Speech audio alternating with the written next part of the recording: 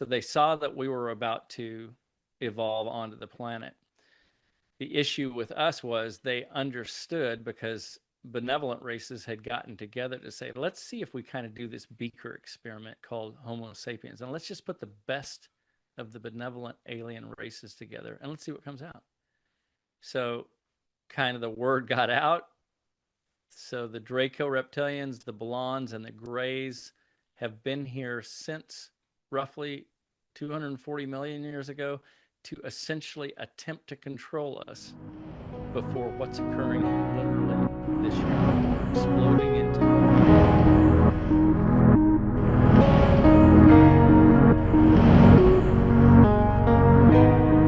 Hello, welcome to the Happy Insights podcast. My name is Happy Ali, and I am excited for you to join me and MD Selig on this episode because it is not one of my usual episodes. Now, I talk a lot of woo woo, I talk to channels, I talk to people who have NDEs, but it's a lot of it is related to aliens and secrecy and the government and but it's not usually fact based or research based. So, first of all, welcome to the show. It's an honor to be here, Happy. Thank you. I'm going to give you a short bio. I'm going to give you the audience a short bio about who MD Selig is so you understand where he's coming from. So, MD is a former U.S. Marine captain and squadron intelligence officer. He is a decorated combat pilot who flew missions during Operation Desert Storm and someone who has spent years inside high level intelligence environments. That's so exciting, by the way. I get a firsthand view of this. Hush, his book that I'm really excited for all of you to read, is a psychological thriller of alien manipulation, deep state deceit, and mind control. And I don't usually like going down that path because I am a very optimistic person. But I think at the end of this podcast, you might feel like there is optimism and that you do have control. So this is not meant to scare you. This is meant to inform you. Hush blends fiction with historical research, asking some uncomfortable questions about secrecy, power, and how much of our reality is managed behind the scenes. So, like I said, I'm excited to talk about not just about the story, but about the experiences and the ideas that led him to write it. So, are you ready? I heard I'm them. ready. I'm ready. I heard you say that you're ready, and I'm here ring them in my mind saying, I'm ready. Let's talk about this. Now, right now, the world is in what I would call chaos. I know there are a lot of people that are afraid that there's certain people, just a few people, like 3 or 4 people running the world. But when I read your book, I felt like there are a lot of people behind the scenes that are actually making a lot of the decisions. And it's not just the puppets that we see on television. Would you say that you agree with that? I think you're on track there. I do believe there is a very small group, kind of the bloods, the elite, kind of think Rockefeller, Rothschilds, Habsburgs, the families that have always been in control, including the royal family as well. But that level that has always kind of controlled and manipulated not only the media but big pharma, banks, all of the oil, that group has always wielded the power to manipulate the populace and has. And so, yes, I think it's a very small group that is in its last throes of control as things are shifting very rapidly in actually this year. I think you're going to see some It's significant so events. it's Mm-hmm. so funny because I have people that are channels. I don't know what if you know what channels are. People that receive telepathic information from other entities, and they've all said the same exact thing. They say, the age of disclosure is coming and everything is about to come. Basically, everything's going to unravel. The powers that have been in control aren't going to be in control anymore. So I find the parallels so fascinating because you don't come from that background. Yeah, so that's not my background, but I can tell you from my sources in the secret space programs. Also, I have various sources that obviously help me kind of in my research with writing Hush, and folks that have come forward since they found out that I was working on this that have provided information that I could have never gotten on my own. I don't write with AI. I write from the old school standpoint of I kind of came through the screenwriting school of hard knocks after I got out of flying, obviously in the military. But I found that with writing Hush, I've told my assistant over and over that it has felt directed, and the stuff that has occurred way faster. The amount of correct, I should say, correct or accurate research when I'm vetting someone to figure out, is this person for real or is this one, the amount and volume of information that has come to me in even in completing the first of the series of books, which is Hush, volume A Covert Evil, Volume One.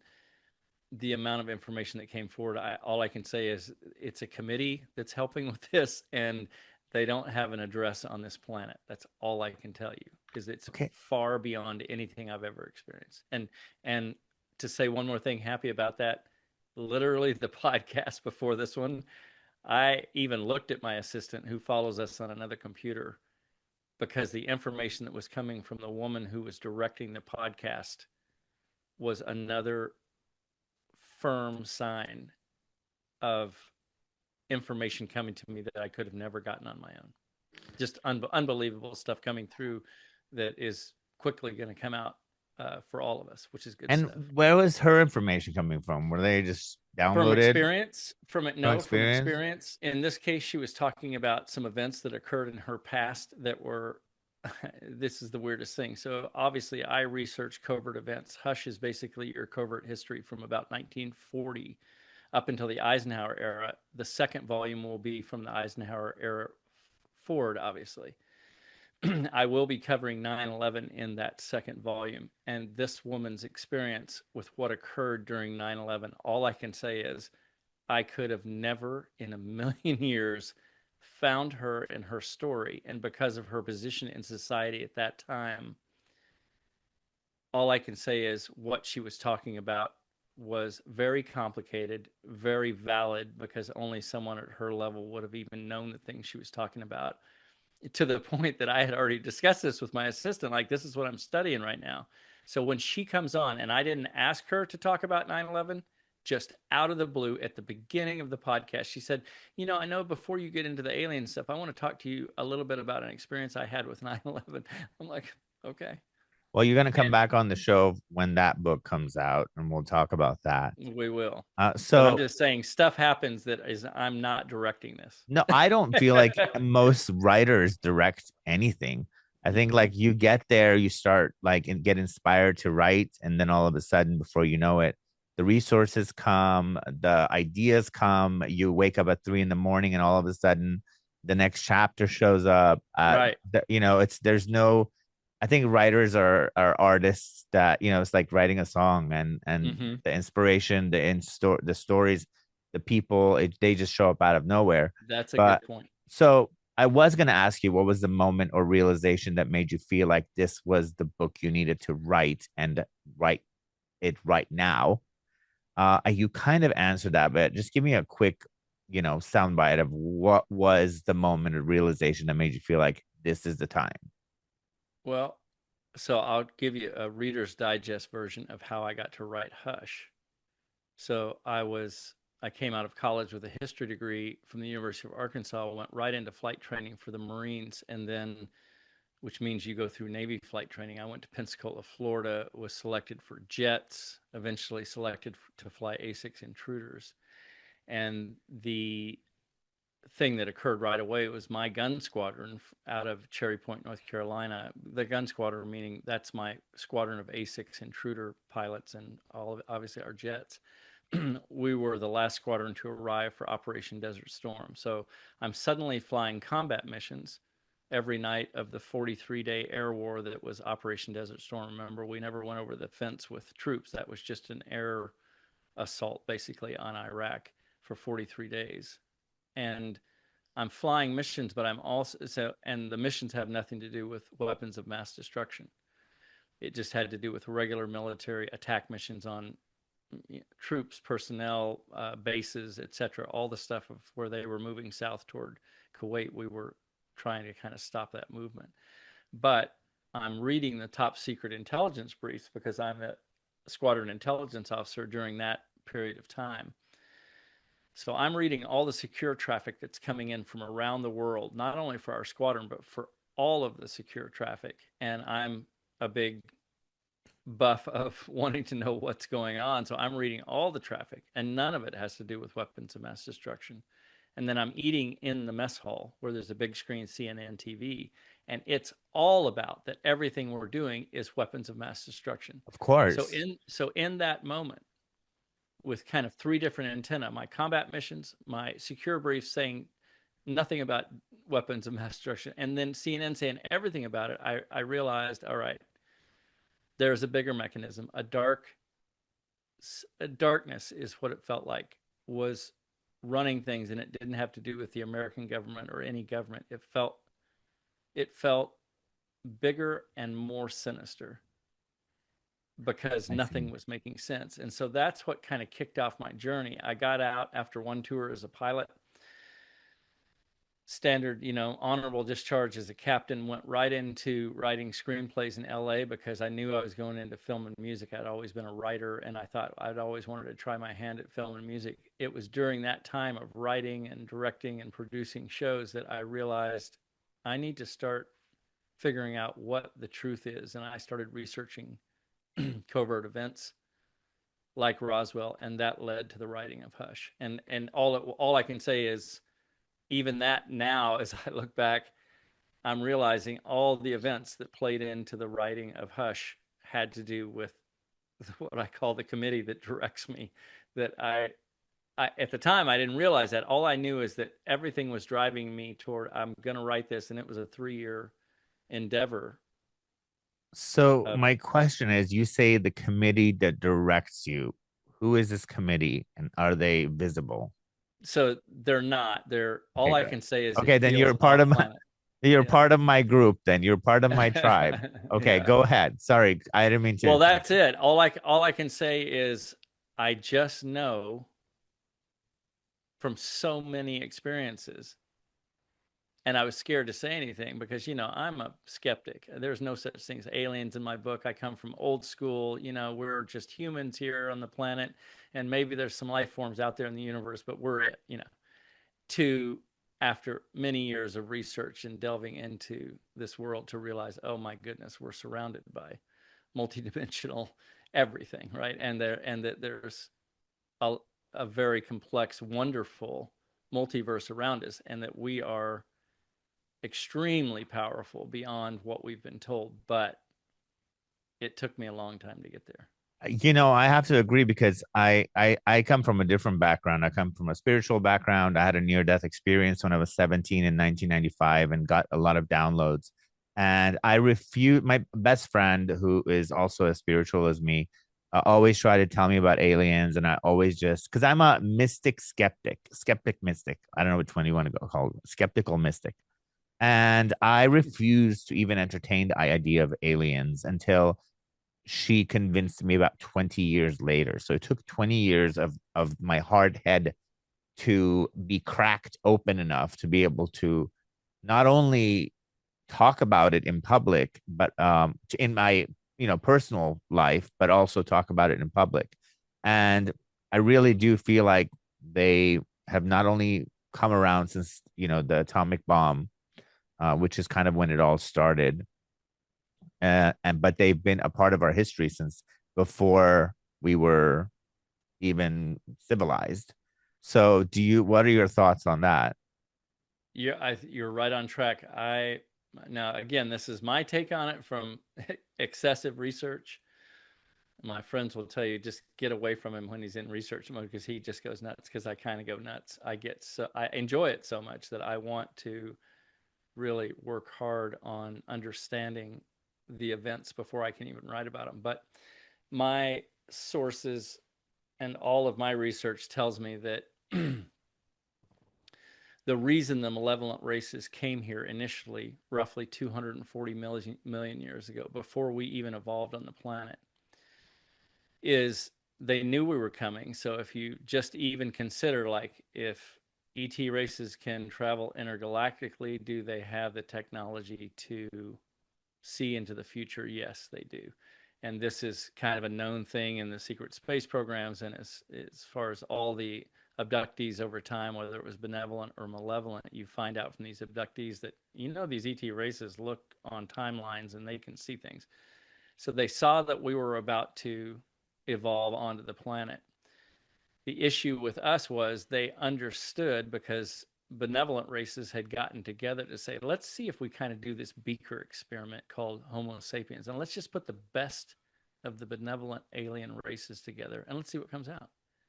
So kind of the word got out. So the Draco reptilians, the Blondes, and the Greys have been here since roughly 240 million years ago to essentially attempt to control us before what's occurring literally this year, where we're exploding into who we are.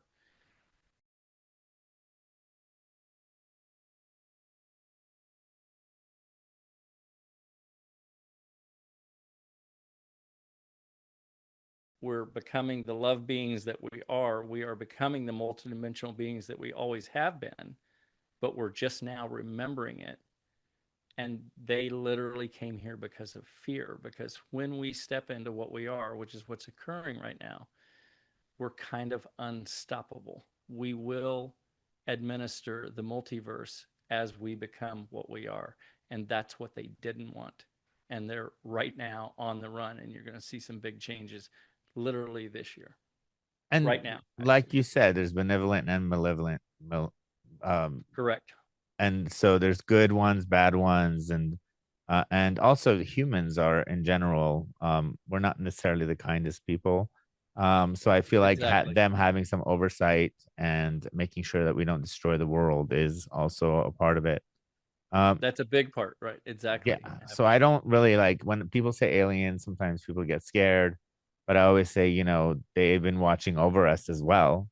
And there was a period of time where they left us alone for us to evolve, and then they're back. Um, That's right.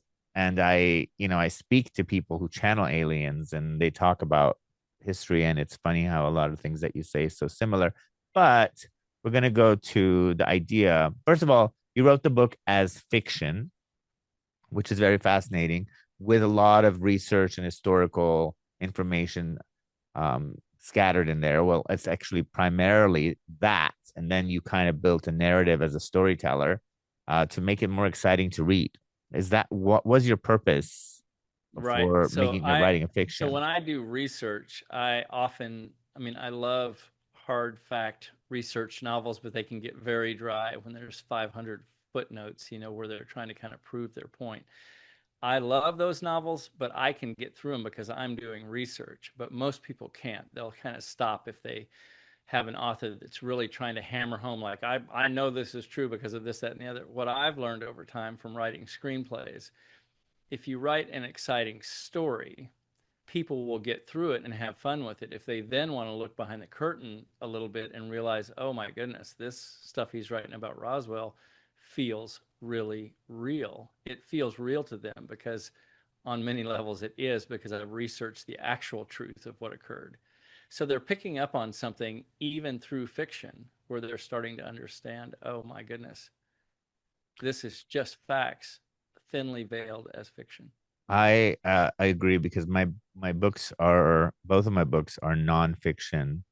And I know a lot of people that are really into learning about themselves or intuition or Mm-hmm. confidence will read it, but a lot of people will just be able to only make it through a quarter of the way, even though there's so much valuable information.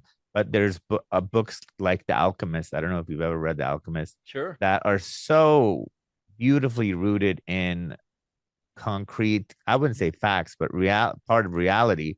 But you never realize that you're reading a book that's teaching you Right. about life. Right. So I really did appreciate that. Yeah. So we're gonna kind of move on to the idea of things, your theme of hidden in plain sight. You use the idea of things being hidden in plain sight. How does that actually work in the real world? Is it psychological or more psychologically or structurally?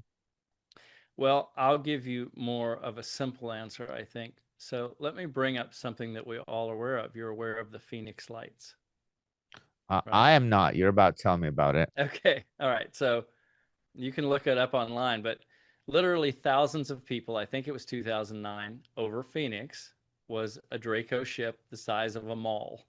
And thousands of people filmed it. They're all online, Oh all yeah, different yeah. videos Okay, so I'm of the aware. same ship, black triangular, I remember that. and the thing is moving very slowly. And this went on for for a very long time. I think for 30 minutes, the entire town is out watching it. Right, the mayor is there, and so the example has to do with here we are. We have a ship the size of a mall that is silent over a major American city with thousands, literally thousands of videos from different angles, so it can't be faked. And thousands of people who witness it and give their testimonies right when they're on video going, "Oh my God, it's above our house. Oh my God." Okay, so we have that event. And when I brought up the name of it just a minute ago, Happy, for a second, you didn't even remember what it was. Now let's just think about that for a second. Here's mind control at its finest. There's no such thing as aliens. And yet, we have thousands of people. Why is there no ongoing CNN investigation? Why is it not front page news on every newspaper in the world? Why is it not daily being investigated since 2009? We have the capability as humans, as you know, when we want to investigate anything, we go crazy. Humans go crazy. Every news station goes crazy. Yeah, but I really don't think that Phoenix, I Phoenix don't go lights, ahead. Sorry, go ahead. aliens right in front of you, hanging over your head, thousands of videos, silent. No technology on the planet can do that. Why don't we talk about it? And that's what I'm talking about, hiding in plain sight. No, The alien, oh, yeah, there you so, go. go ahead. No, I just know that mainstream media is just a bunch of BS anyway. Because right now there's the Iran revolution happening, and I can't rely on mainstream media. And ironically, I like to watch Fox and CNN and Al Jazeera and all the different ones just because I want to see who's covering what. And I also now there's all these YouTubers that are like getting uploads really fast and putting it online. And I'm noticing I get the information from the YouTubers, and then my mom tells me about a portion of it about a week later, and it's so behind. So I don't even trust mainstream media, and I think that just to I remember when when we took down Saddam Hussein, I was in Iran, and we had satellite television, and there was CNN, Fox, there was Iranian news, and there was BBC. There was different kinds of. We got to watch all the different news, and none of it told the same story and showed the same things. One showed the Iraqi people happy, one showed them crying, one showed the dead, one showed the people that survived, one show.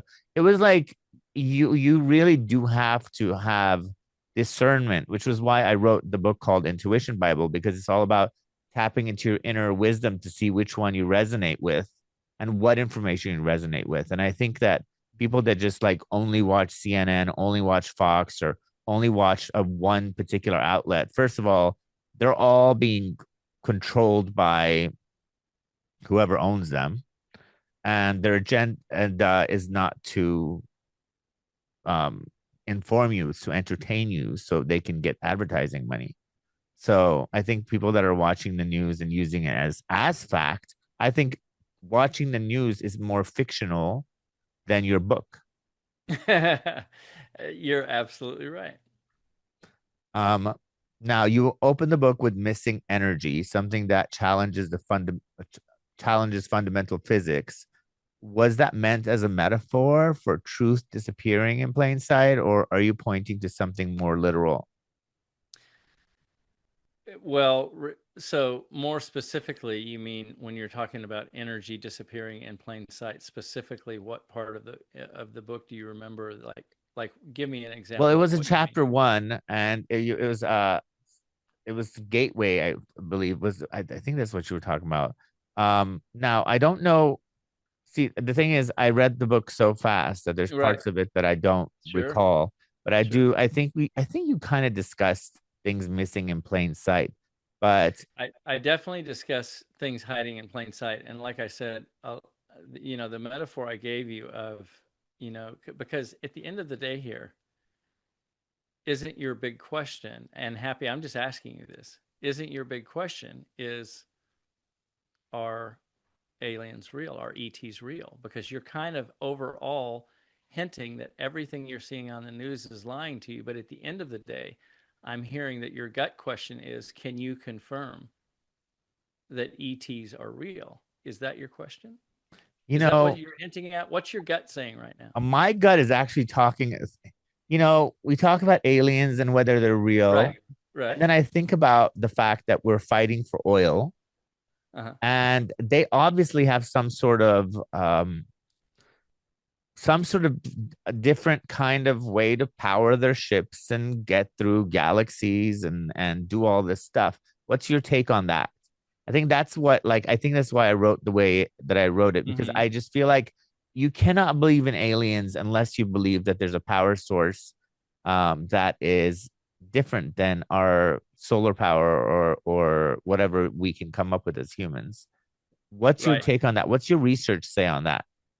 So again, you're it seems to me that your question is, I can believe in aliens if I can believe in a power source is different. Is that your question? That I'll Yes. I'll I'll say yes to believing in aliens if I can believe there's a power source that's different.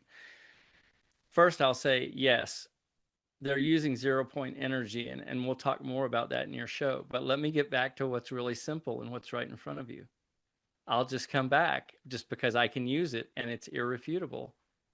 You have known of it and you got to see it with the Phoenix lights. It's clearly not an engine. There's no sound on a ship that's as big as a shopping mall. Think about that for a second. It's above a city that you know, and there's thousands of videos, and it's moving in all the videos, and they all correspond. If it passes a particular building, it's in all thousand videos online. So now I'm giving you concrete, absolutely refutable evidence of not only your answer to the power source not being clearly from this planet, but then who has to be in charge of a ship if it's clearly not from this planet? So you're getting all your answers in one, and yet, and you're natural. Don't tell me, I'm not telling you you're wrong. I feel the same way, even though I'm aware of the Phoenix lights.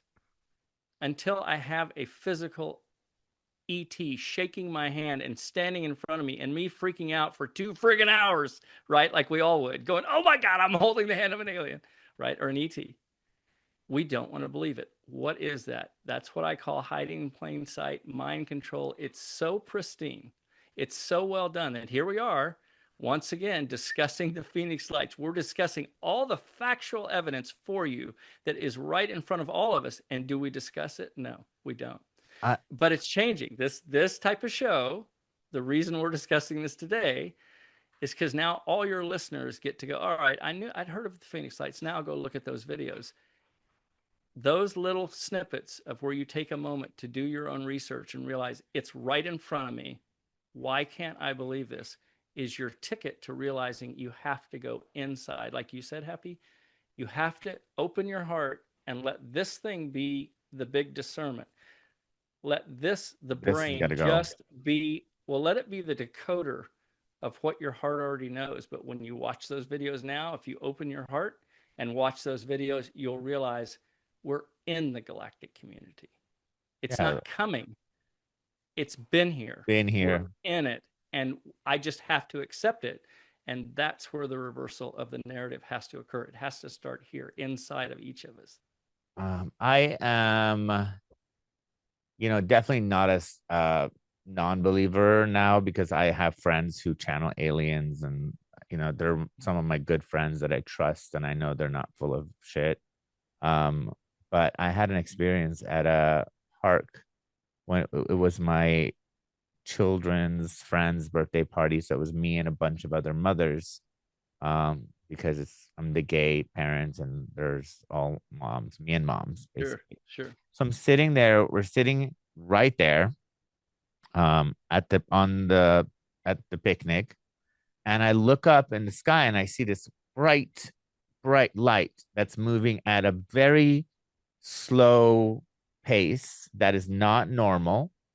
And it is so bright and so round, and that because I've been begging for an alien sighting forever and ever. Yeah, Now this is in the middle of the day, it's like 2 in the afternoon, and I see this thing and it's going through, and it's almost, there was clouds and it would go behind the clouds, come out of the clouds. I would see it. It was almost, but it was not normal. I've seen jets, I've seen so many right. things, and I'm freaking out, and I'm asking all these women to look up. So there's like 5 women around me. They look up, and I'm pointing right at it, and I'm 100% sober. And they cannot see it. They could Great not line. see it. Yeah, So I am just like freaking out, like having like an out of body experience at the moment. And yeah, none of these women could see it. They're like, "What are you right. talking about? What are you talking about?" I'm Yeah, like, "Look, it's like right there." And it wasn't like I was having like a vision issue, because if it was a vision issue, it wouldn't go behind the clouds and come out of the clouds. It would just be right, something that would be in my visual field. right. And I am freaking out. I look, so I finally pull out my camera to take a video, and it's gone. And I am so pissed. But I realize that our frequency of our mind is so tuned to what we consider reality, that if you're not having an expanded mind and opening your heart, it could be literally in your room and you can't see it. That, and also you have to remember, so you're exactly right. And you also have to remember that the ET races are advanced enough to pick up on your beckoning. So when you are putting out with your heart, okay, I'm ready for any benevolent race to show up. Just show up. Let me see something. I need something. When you put that kind of beckoning out, it's heard on many levels. And when they present themselves, and what ET race presented itself doesn't really matter. The fact that you're seeing it and no one else can see it has a lot to do with just what you said, which is you've set yourself up to be open to what you're asking for. And because it's a multidimensional multiverse and you're a multidimensional being, you're putting out frequencies that say, I just need a little confirmation. Okay, cough it up because I'm tired of wondering. And that comes through, and somebody helps you out in the multiverse to say, we're here, you're all right. And other people might not see them. And that's another challenge for you to go, no one else saw it. So is it real? But it is real. I know it's real. I saw it. Right. I Yeah. saw, I mean, and I would look away and I would Sure. look back and it was still there. Yeah. And but when I would look away, like because my only thing was it was an optical illusion, that it was like somehow my eye was, there's something wrong with my eyes. So that's why I kept looking away to see if it was like, because if it was in my eyes, if I looked away, it would still be there, but it would be in a different location. But it wasn't. It wasn't. I looked back, it wasn't, and it was just fascinating. And meanwhile, after that, I'm freaking out, telling everybody about it. Like I just had the most intense experience, and people are looking at me like I'm crazy, Right. which I'm used to. But let's get back to your book, because I feel like this was I kind of veered off, but I felt like it was very relevant to what you were talking about. Well, while you're on that, let me dovetail off of your experience for a second, because this will give you more evidence that what you experience is the real thing. There are operatives within the secret space program that are called to do certain kind of secret missions into the Earth as well as off the planet. But recently, you might be aware of JP. He's an operative that used to be in the military. He's now just used for special missions. He's a Brazilian guy, but he has certain capabilities that when he approaches a ship, let's say, that's 30 miles long in Antarctica that's now being revealed because of the ice melt.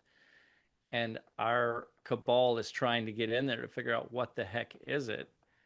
JP gets called for these missions. He'll be on a mission with several other former U.S. military special operations forces, but only JP will be allowed to enter a given part of the ship.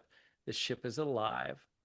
It understands what JP is, what his DNA is, what he's asking for, and other operatives literally can't go in the room and they're told, don't approach the wall. It looks clear. It's not, you will die. And other operatives get to go from other countries.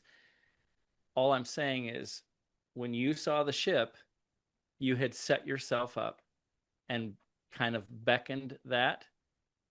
You not only have that capability, but you have certain innate things with you, Happy, that I don't have. And you may be the one person in a group that gets to enter a ship and it activates for you, but it won't activate for me. That's how far beyond even our wildest imagination is of the technologies that are out there. But I'll say one last thing. As we step into who we are as multidimensional beings, we will exceed all of that technology. And do you think the time is now? This is how doing what is it? Are Yeah. we gonna split into the ones who believe and who don't, and then we're gonna have a different experience on life, or what? Why I, is the time now? I don't think, well, there's a number of factors, and I cover a lot of it in Hush. But one of the main things that's occurring right now is compression. And what that means is the amount of information that is now out about these malevolent groups that have been here, malevolent races that have been here working with our cabal to control the planet.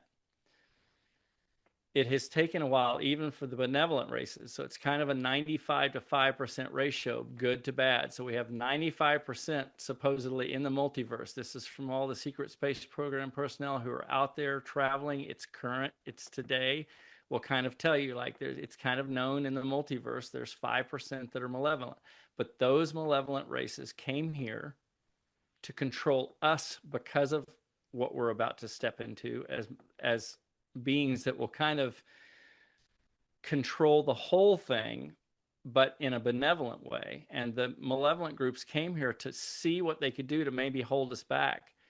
What's occurring right now because of compression is they've been really on a stranglehold with this since before Roswell, where they've controlled everything that you're seeing, the media, the banks, the big pharma, all the things that keep us kind of in the third density, kind of from rising, kind of from never understanding how unstoppable we literally are from love.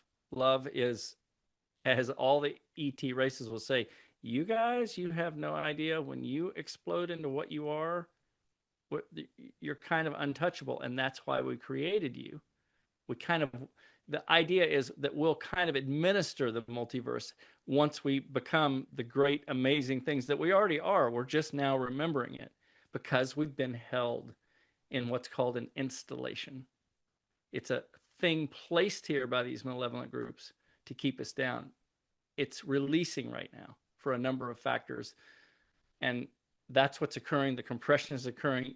You're going to have, in this year, you are going to know we have been welcomed into the galactic community. It's absolutely occurring right now.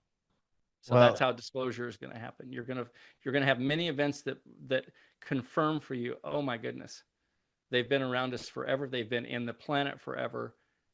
And now they're stepping forward because of a number of reasons. where's there's the Galactic Federation. I'm not sure if you're familiar with that. Yeah. What are your So thoughts that, on them? yeah. So, but I'm talking about you're They're the being good welcome. ones. Yeah. So, well, and just remember, they're a military organization, the Galactic Federation. So it's a military setup. I'm just saying that you have to, I'll give you an example. Humanity, I see, is an amazing, good race overall. Do we have factions like the Nazis that might be other than our perfect representation? Yeah, we do. Do we have factions within every race that might not be our perfect representation of humanity? Yeah, we do. Do ET races? Of course. Yeah, they do. So, like you said at the beginning of the program, there are benevolent and malevolent ET races. Even with benevolent ET races like humanity, they may have a faction. You may be dealing with Nordics that might not have your best interest in mind.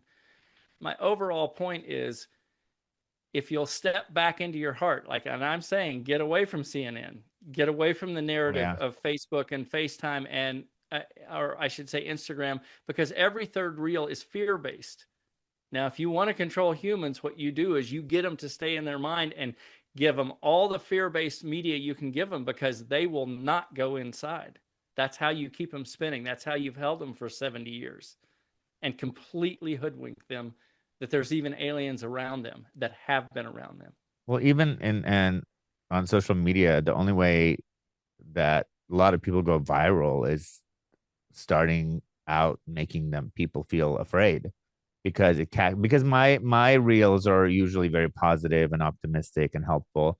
And I noticed anytime I have something a little bit more scary, which I try not to put, it goes crazy.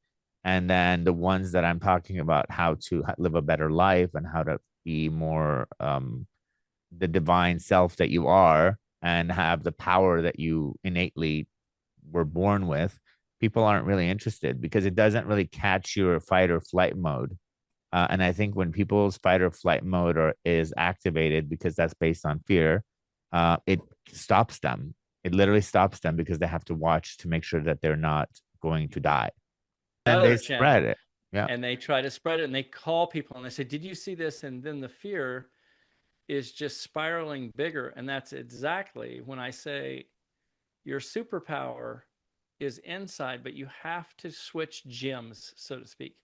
You've been going to the gym where fear is based, and you keep tweaking it. And when you go to the gym a lot, you get good at tweaking things. You learn how to work in the gym, you get really good at it.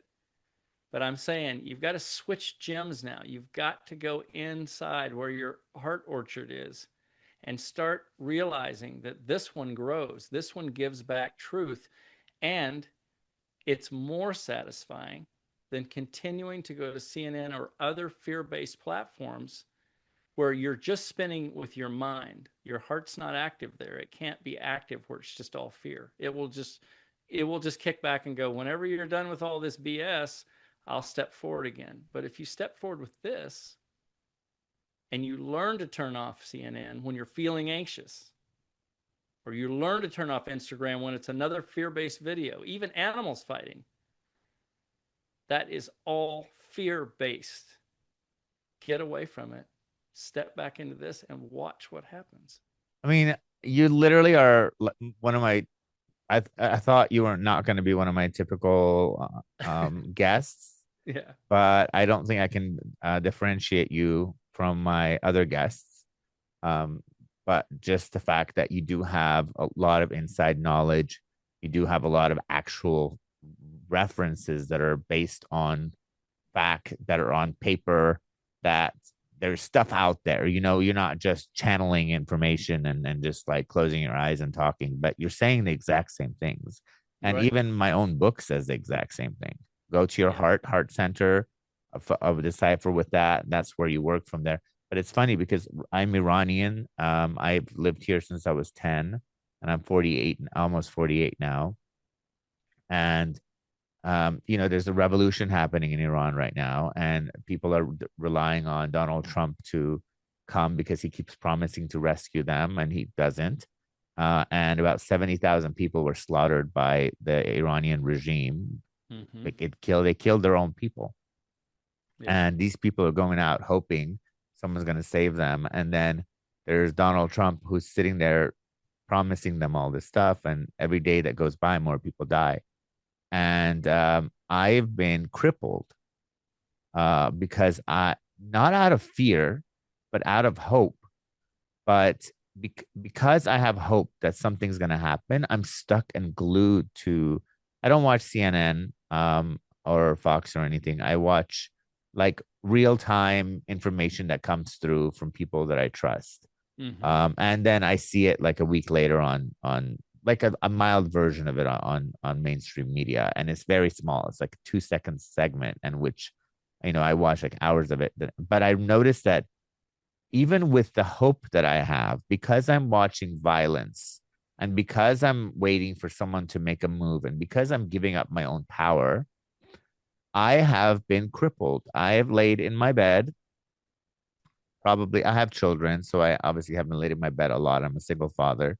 But I've been in my bed as much as I could. My work has fallen to sideways. And it was about a week ago when I said, I started editing this podcast that I created with a woman who had a near death experience, but her visuals or the video wasn't recorded, only her audio. So I've been trying to reenact the event on AI, which takes forever.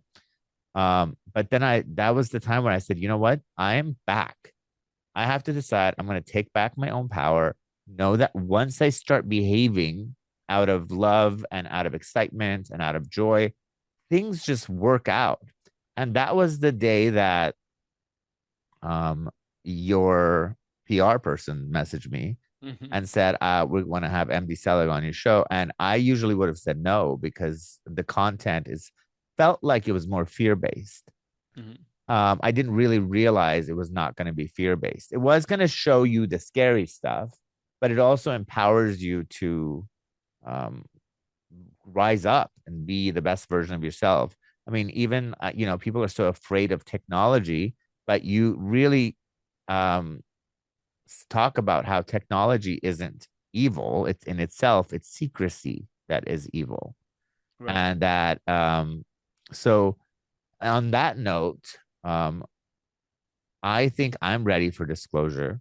Everyone I know says 2026 to 2030 are the years of disclosure where humanity is ready. And ironically, I think TikTok played a huge role in, and although I'm not pro social media so much, but TikTok played a huge role in normalizing the concept of aliens amongst probably millions and hundreds of millions Hmm. of people. Because Hmm. now, if you talk to an 18-year-old and talk about aliens, they're just so open to it. Like, of course, so we're not that dumb. We're not the only ones on this planet. So I think somehow we are becoming more ready for full disclosure. But do you think that we are truly ready for full disclosure, and would it fundamentally disrupt society? The answer is yes. And on some level, yes, it's going to have some disruption, but we'll be fine. We have a lot of benevolent races here to help with the transition. But I got a question for you, Happy. Yeah. What is, just for you personally, what does disclosure actually mean? In other words, when you say, I want full disclosure, does that mean that an alien ship lands in your backyard? Or does it mean an alien has to descend from the ship, shake your hand? Or does it mean you have to have a relationship with an ET race? What is disclosure for you personally? What today makes you go, I'm in the galactic community now? I'm not just an earthling, I'm in the galactic community. What is disclosure for you, Happy? Well, I think it's all of the above, actually. So, but in the gradual steps to where it doesn't freak my nervous system down. But I personally, if an alien showed up and knocked on my door and it was just blue, or it was one of the Nordics or whatever, it was the Palladians or the Syrians or the Arcturians, whatever. If they show up on my door, I'd feel like my family's come home. So, Okay. so in that sense, but I think as a society, I think we just want to see everyone to see like a ship coming, but I think that's going to cause more fear.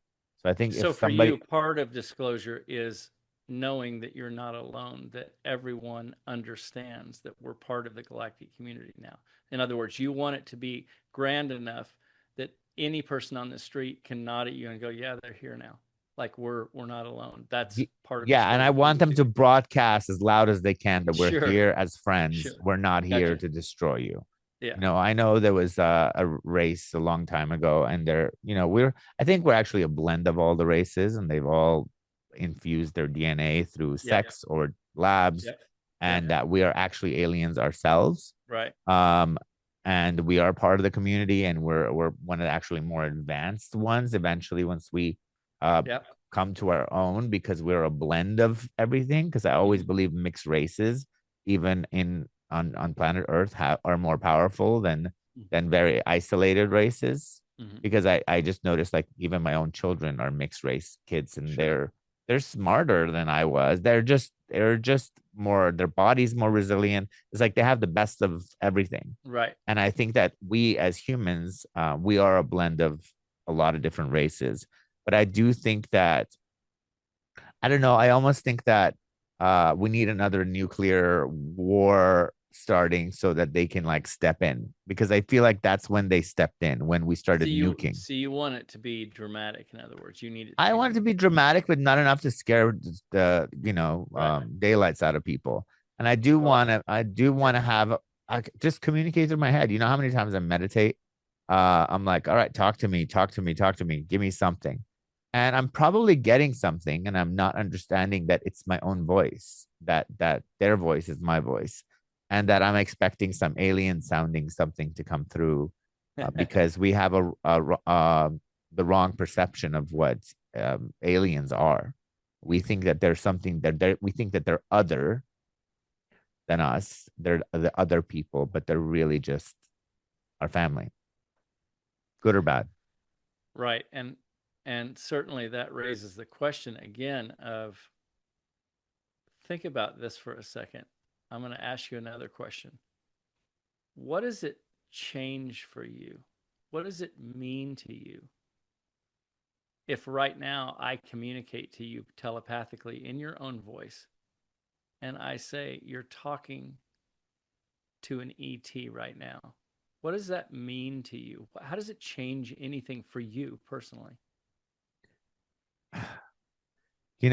I not really sure I can answer that question, but I do believe that it would just solidify and validate everything that I believe. And it would, even though part of me says I don't need validation, it would still be validating. But to be more on honest, I'd rather them speak to the world and Right. end the BS that people are believing in, and the religions and all the idea that we're the only people in this entire universe and the earth was created in 7 days. And I want to just blow up reality, and I want people to Yeah. start like thinking outside the box.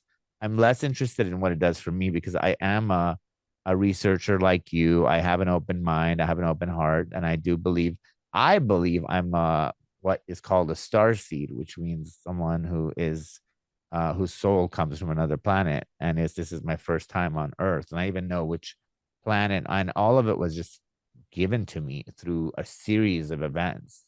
Right. So as far as I'm concerned, I don't think I am. This is my. I don't think. I think this is my first time on Earth, and the way that I think about the world is just the way who I am. I just want to meet my family. And it's ironically, when I told my mother, who is she's born Muslim, and I told her I thought I was a star seed, and I thought she was going to freak out, because when I told her I was gay, she pretty much almost killed herself. Um, she said, "Oh, that makes sense." I said, and when I told her I thought I was an alien, she was like, "That makes sense. When you were born, I had a dream that somebody brought you from the sky and handed him to me." And I was like, "And you're such a different person than other people." So I don't know if it would change. I would change my life in many ways, but I just want the world to wake up, and I want this stupid um, control that others have over us to stop having such a huge grasp, and for people to wake up. I just care about people. I think I Mm-hmm. was put on this earth to care about people. I do this show, I do write my books only to help people wake up. And I think that, and the more direct contact I have, the more I can be more influential in helping people wake up. So that to me is what's most important. Yeah, I think along those lines, you're doing the right thing by directing people to go more inside because what's going to occur, even the benevolent ET races that are here, will kind of let you know through many channels that when you get quiet in here, not here, and you sit in that space where you're never so content, you've turned off all technology. you will absolutely know beyond a shadow of a doubt all of the answers of the things that you were just mentioning, that I wish I could get this to all these people in this. When you get quiet for 5 minutes and you're in this place where you are unstoppable as love, you're changing more than it's unspeakable how much you're changing by getting quiet and understanding that we are all just one being, right? We're all just love and we're all connected. If you keep telling your folks that are your listeners, your good listeners, that look, quit going outside, get out of your head, go back to this, go back to your superpower, go back to this place that is unspeakable, and all the answers, everything that you've been looking for, everything that you're continuing to look for out there that you're spinning on, you're not going to get here. This will just continue to spin on all of the stuff that they want you to spin on. The malevolent groups want you to keep spinning, as they're going to get more chaotic in the next 3 or 4 months. And I'm telling you, switch it. Start stepping forward with your heart. Allow the brain to just be a decoder of what your heart is telling you. There is nothing to fear that's coming in the next few months. It's going to get crazy. But if you're open and stepping forward with this, with your big superpower, it's going to be absolutely magical. But you have to start working in this gym, not this. You got to get away from this and kind of all technology. You need to get away from what they want you to do, what they've had you do for 70 years, which is what you're doing now. Step forward with this. I promise you there will be molecular changes that occur almost instantaneously, especially if you go there every day. Well, thank you for promoting my book. There I you go. appreciate it. I'm like, I appreciate that. I appreciate it a lot. You just basically summarized my book in one Sure. answer. And even the woman who I told you that she had a near death experience, she was an atheist, and she died, and her first realization was that we're all one. And when you judge another, you're judging yourself. So change yourself, and then you're changing the world. Right. Oh my God, I want to talk to you for so much longer, We'll get together on another podcast, you bet. It's been an but honor to be on your show, Happy. thank you so much. So beneath all the conspiracies and technology, there's a strong human theme here, which is about sovereignty, truth, love, and awakening. So was that your main intention for writing this book? Do you think that would be the core of it? Because reading it, there is a lot of stuff you're like, you're like taking it, it's pretty scary. But at the end of it, I feel like, I mean, from just our conversation, I feel like I felt like that was your intention for writing the book. Am I Yeah. correct? Yeah. You have to, I'm convinced that you have to understand all parts of your actual history, including the dark parts, just like what's going on right now with your country, your home country. And that once you understand the darkness, just as a face value, to go, okay, that's occurring. Do I have to bite or not bite? And what's the best thing that I can do? My direction, when I say I was kind of helped with the book, the feeling that I had was I want to give that at the end of the day, all of this alien stuff that I'm letting you know about, the histories, the past, the conflicts, the wars, the covert stuff that goes on, it all of it, even the technology, even the super bright future that we have ahead of us, pales in every aspect to this thing right here and this moment right now. This is where only where, but this is where our power is. It's our Mm-hmm. here, and then our heart, and our heart is Yeah, connected to the world in a different way than the rest of our body is, and it's amplifies our electromagnetic field to where we're connected to the world even further. Um, I want to ask one more question. This is sure. not about your book. This is just your thought right now. There's there's a very negative group, which includes the people that run my birth country, which is the Iranian, the IRGC, which is Hmm. the Iranian, not the Iranian, Islamic, um, something Corp, Guard Corp, Islamic Rebel, I don't know, Hmm. whatever it I know was. what you mean. I'm It's the familiar. IRGC. Anyway, they're the ones who are funding all the terrorist groups in the Middle East, and they have a very strong connection to Putin and to China. And those are pretty much our evil powers in the world right now. And right now, um, I always think it needs to get darker before the light comes, and it's pretty dark right now. I've never seen. I watched, a little bit of the news. I've seen small, things happening. We even had the whole Palestine-Israel thing happening for the last years. But we had more people die in such a short period of time than they did in much longer periods. And right now, if they sever the head of the IRGC, is it Islamic Revolutionary Guard Council? I think that's what they're called or something.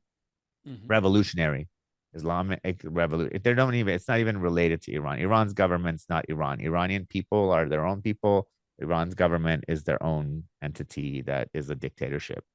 Um, so I'm wondering. It just feels like that's about to collapse, and like peace in the Middle East is more tangible than ever. Do you think that has something to do with the time that we're going through, and that's part of the inevitability of us waking up, or do you think that's completely unrelated? No, I think it's all connected. But again, if I played back for you what you just spoke of, you recited a litany of fear, and it's legit, it's valid. It's what you are seeing, it's what you are watching. This is Happy watching, and Happy is spouting back what he just watched and what he is fearful of. He's fearful of not understanding all the forces and when is it going to end and this, that, and the other, and can he change it? And that's all valid. There's nothing wrong with that. All I'm saying is no matter how much you think about it, no matter how much you spend on what they want you to spend on, you're not going to solve it. It Right. doesn't solve that way, right? You know that.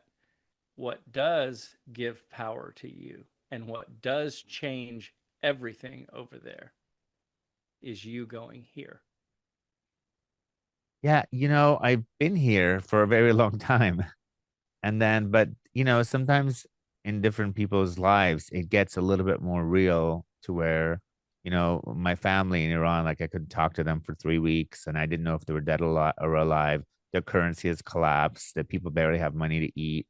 And it's not out someone like I'm not looking for it. It's in my life, and that's the part where I find getting on a podium, which I do, and getting on podcasts and getting writing books, it has, because it's in my face. It's not like I'm looking for CNN, and I'm not look. I don't watch the news. I sometimes glance through the headlines just to know, like, be aware of someone's, like, I didn't even know what that Minnesota even happened because I was so consumed by what was going on with my family, because my dad and my sister, my aunt, my cousins, they're all there. And like my aunt is, her and her husband are extremely rich and they own companies and properties, but right now their money has no value. So they're poorer than I am in over a period of a month and a half, because that's when I was there. And it is sometimes it's, I've always found it easy to go into my heart, and I'm still very hopeful. That's not what I'm not afraid. I'm not afraid of anything. I had a son that died when he was 4. I am not afraid of death. I don't think that dying is a problem, but I do believe that suffering, that you cannot control. And sometimes, um, like, I'm the most optimistic person in my family. I'm the only one who's able to, I'm just consumed by information right now. Um, and I have been discerning enough to know which to watch and which not to watch. But I feel like your advice is really, really helpful for people who really need to hear this right now, especially if they're in my situation. It's really hard. I mean, I have to tell you, saying it is easy, Uh, and for me to have, 30 years of practice, it's easy. But for people who are just listening to this for the first time, I think, Yeah. I think what's your advice to them? Well, again, like you have family members there. So for you, it feels a lot more valid to check in on the news to see what's occurring because you want to know if they're alive or not. All I'm saying, and this is for everyone across this is in all facets of life, no matter, because everybody has their relative turmoil in their life. They have somebody that they're concerned about somewhere. I mean, at the end of the day, all I'm saying is be aware that the absolute changer of situations has nothing to do with you thinking about it or tapping into news on it. Yeah, you can read about more violence occurring in your country and you can worry more about your parents and this, that, and the other, and you can rattle off all the things that are occurring and he got decapitated and blah, blah, blah. All I'm saying is that serving you? Is it some form of catharsis for you because your family is there? Or is it more effective? And this is what I'm getting at, to use your superpower to go, okay, I acknowledge there's some crazy stuff going on. I can also acknowledge that I might not change it by just following the craziness on different platforms. What I can do and absolutely change things is to go to this quiet place where I'm going to step forward as power, as love, as an unstoppable force that when enough of us, not just Iranians, enough humanity gets together in this space, it physically alters. It is a critical mass that then sweeps like a shockwave and takes out all of the effects that are occurring right now, which are designed to take you away from this superpower. They don't want us to get critical mass. What And is so that? all I'm saying is be aware that if you help by getting quiet, you are you are doing far more than if you call a politician in Iran to say, I just want you to know my feelings on this. It's this that changes things this moment. I That's all agree. I'm saying is just kind of be aware, like try to, even though with the family there, just try to be aware, like, yeah, I can monitor the news, but if I don't monitor the news, can I just know that they're in peril and that it's super dangerous and that I'm obviously not going to change events by talking to other people and firing them up on fear and going, this is what's happening in my country, etc. I get it. It's awful. But I also get like, you want to do something, you want to be strong, you want to bring superpower to that situation and change it far beyond any politician. You're I bringing multiverse energy of love. I'm telling you, you're unstoppable if you just put your focus inward. Inward. I just my last TikTok post was exactly what you just said. I said, there's a lot of horrible, chaotic things happening in the world, but right now, there's nothing you can do about it. But you can focus on gratitude, love, that your body is running well, and that you're a incredible machine that is functioning in ways that you could never imagine, and really add to that. You can either add to the darkness of the world or become a beacon of light. And it was funny because usually I have all my people commenting saying yay, and then people are like rolling their eyes at me. It was really funny. But I always know whenever people start rolling their eyes at me or saying negative stuff, it means that I'm onto something. So thank you so much. I It's now been I an want to, honor, Happy. yeah, It's and been an I honor. agree with you 1,000%. And I have been the only person who calls my family in America and says, "Hey, there's hope. There's hope. There's hope. There's hope. There's hope. There's hope." Yeah, This is the dark that without that, for its plant to grow, that seed has to get destroyed completely for the sapling to come out. And right that's now, right. the world is falling apart so that the beautiful saplings can There you come go.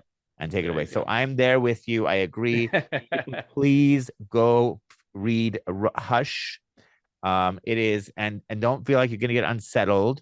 You're going to be entertained, and I know that MD Selig's intentions was not to scare you. It was to just literally give you hope. And he sounded just like my other people. So you fit right into the end of this season. Oh, Our good. season is over. So thank you so much. I will hopefully see you again for your next book.